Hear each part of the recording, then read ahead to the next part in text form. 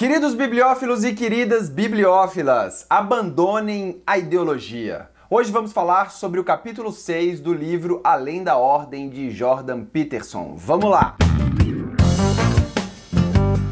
Bem, esse capítulo é um tanto quanto complexo. Então já se inscreve no canal e já deixa seu like para dar aquela fortalecida, porque foi suadeira fazer esse resumo aqui, tá certo? Bom, o que o capítulo traz, assim, em apertada síntese, é que toda ideologia é ruim, toda, sem exceção. Comunismo, conservadorismo, nazismo, socialismo, feminismo, cristianismo, estoicismo, marxismo e todos os ismos por aí. Veja, o que a gente tem que entender a princípio é que ele não está atacando o que está sendo defendido por essas ideologias, mas sim a forma como as pessoas se deixam influenciar pela ideologia e como é que essas pessoas pensam nesses problemas de uma forma muito simples. Isso porque, segundo Peterson, a ideologia limita o conhecimento e a forma como que você interage com a realidade. É como uma lente que você usa para ver a realidade e essa lente ressalta alguns problemas e exclui outros problemas. É um entendimento de baixa resolução. Então, quando a gente aborda um problema com uma lente ideológica, a gente deixa de lado vários aspectos da realidade que são fundamentais para a gente resolver o problema de forma séria, se a gente quiser resolver o problema. Então esse é o cerne do pensamento do capítulo. Mas o que temos de mais interessante, mais difícil e mais desafiador é o jeito como Jordan Peterson estrutura o seu pensamento. Então eu fiz um esquema aqui de 17 pontos, rapidinho, para a gente ver como que ele vai navegando e construindo a sua argumentação. Vamos lá? Vamos lá. Bem, no começo do capítulo, ele conta uma história sobre como as suas palestras em diversos lugares do mundo chegavam a atrair uma multidão de até 3.000 pessoas. Porque assim, já é difícil você conseguir juntar 3.000 pessoas, ainda para ver uma palestra sobre psicologia, mais ou menos, né? Você vai ver que tem muito de psicologia. E o que deixava mais impressionado é que as pessoas prestavam mais atenção em todos os lugares do mundo quando o tema era responsabilidade. Então essa é uma palavra-chave, responsabilidade. O argumento principal é que fomentar a responsabilidade pode ser considerado o propósito fundamental da sociedade, porém alguma coisa deu errado em nosso século. Porque quando a família e a sociedade incutem a responsabilidade nas cabeças mais jovens, isso traz um senso de dever. Mas o que a gente viu nos últimos 50 anos, 70 até, é que as pessoas clamam por direitos. E aí os jovens pensam que a sociedade lhes deve algo. Sugerimos que, por causa dessas exigências, os importantes significados de suas vidas serão dados pela sociedade, quando deveríamos ter feito o contrário, mostrar que o significado que revigora a vida em todas as suas tragédias e decepções é carregar um fardo nobre. É aquele pensamento fundamental que a gente vê no direito, a relação entre sociedade e indivíduo, e a escala que você dá entre direitos e deveres. E aí ele pergunta, tá, mas como é que se deu essa virada de pensamento? Bem, aí ele volta em 1875 e vai para quando Nietzsche escreveu Deus está morto. Mas, meu Deus, aí que você lê e você fala, o que isso tem a ver?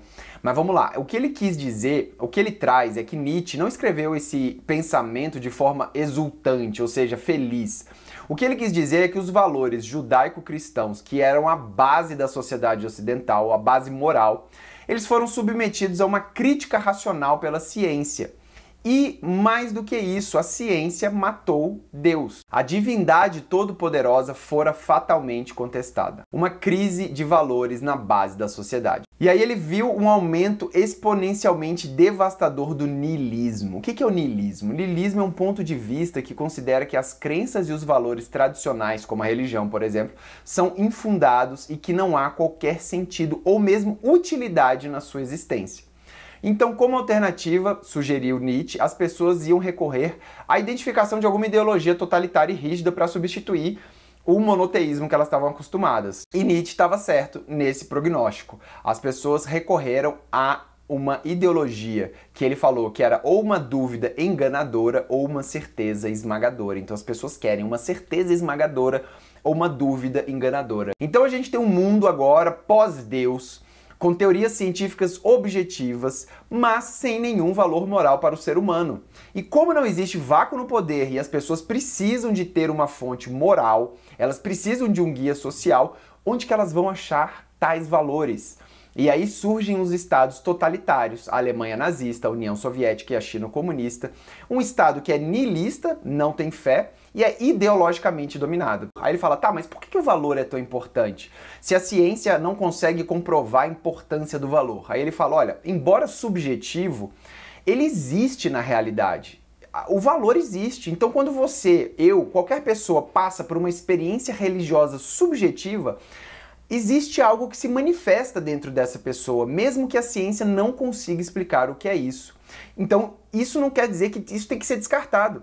É aquela eterna briga entre a ciência objetiva do século passado, em que tudo se baseia em fatos físicos, e a ciência subjetiva, que estuda fenômenos humanos que são manifestados internamente ao sujeito. E ele fala isso para defender a experiência espiritual do ser humano. A gente não pode aniquilar a nossa consciência, porque é justamente a consciência que nos torna humanos, em defesa de um niilismo completo.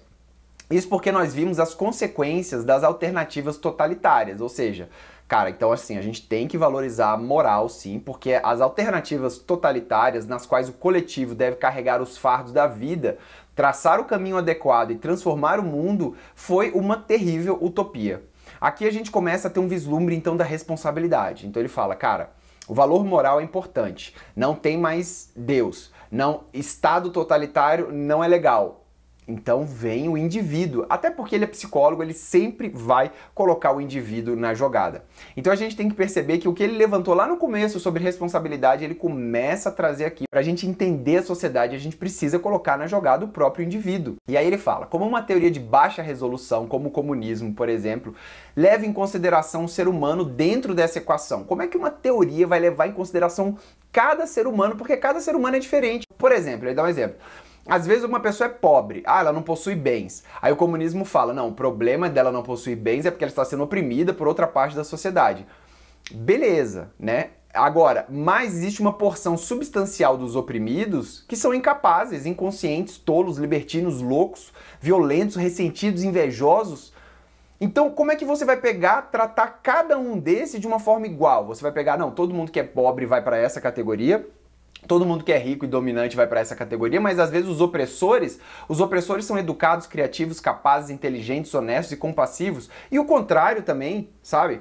Então, se você não analisa cada problema tomando em consideração a particularidade do indivíduo que está envolvido naquele problema, e você só categoriza essa pessoa é rica, é opressora, essa pessoa é pobre, é oprimido, isso é o entendimento de baixa resolução. E aí o peso da responsabilidade individual vem trazendo as suas características para uma ideologia totalitária.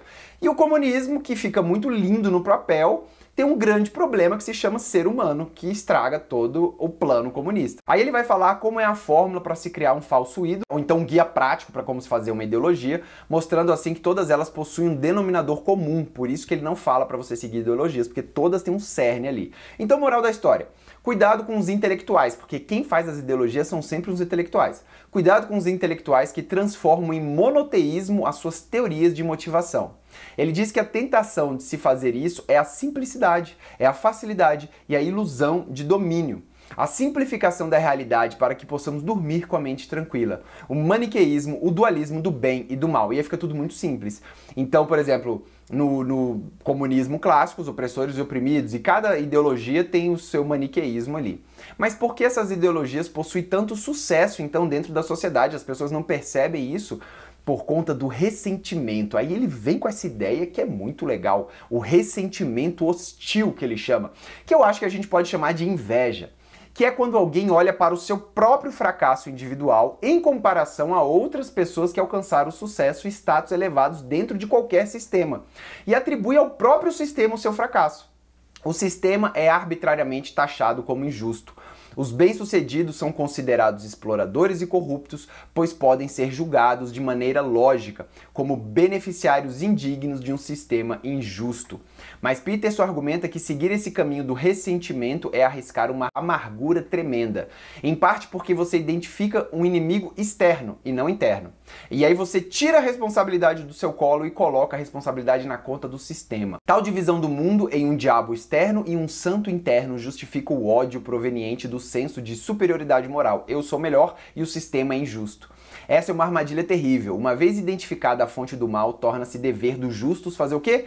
erradicá-las. É um convite ao quê? A paranoia e a perseguição. E aí a gente vive num mundo onde só as pessoas com o mesmo pensamento que você são bons. Também um lugar onde você está cercado de inimigos empenhados em sua destruição que precisam ser combatidos. Então ele diz que moralmente é muito mais seguro olhar para si em busca dos pecados do mundo. Responsabilidade. É muito mais apropriado psicologicamente presumir que você é o inimigo, que são suas as fraquezas e insuficiências que estão prejudicando o mundo. É você que está prejudicando o sistema. Ele então conclui dizendo que devemos deixar a ideologia em paz e começar a abordar e considerar os problemas menores, que são definidos de maneira mais precisa. Por quem? Por você. Devemos conceituá-los em escala em que podemos começar a resolvê-los. Então assim, eu posso resolver o sistema da sociedade como um todo? Não. Então o que eu tenho que achar? Problemas que eu possa resolver, não culpando os outros, mas tentando lidar com eles a partir de um ponto de vista pessoal e ao mesmo tempo assumindo a responsabilidade pelo resultado. A vida tem um custo e esse custo é seu. E qual que é a sugestão dele então? Tenha um pouco de humildade, limpe o seu quarto. Começa assim, ó, limpa o seu quarto. Seu quarto tá limpo? Beleza, então cuida da sua família. Tá, cuidou? Beleza. Então siga a sua consciência. Endireite sua vida. Encontre algo produtivo e interessante para fazer e comprometa-se. Aí quando você puder fazer tudo isso, procure um problema maior e tente resolvê-lo, se tiver coragem. Se isso também funcionar, passe para projetos ainda mais ambiciosos e como início imperioso desse processo, abandone toda a ideologia. Como eu disse no começo, não é que esses pensamentos estejam errados. Então, se a gente pensa, por exemplo, no racismo estrutural da nossa sociedade, não quer dizer que não exista. Não é isso que ele está dizendo.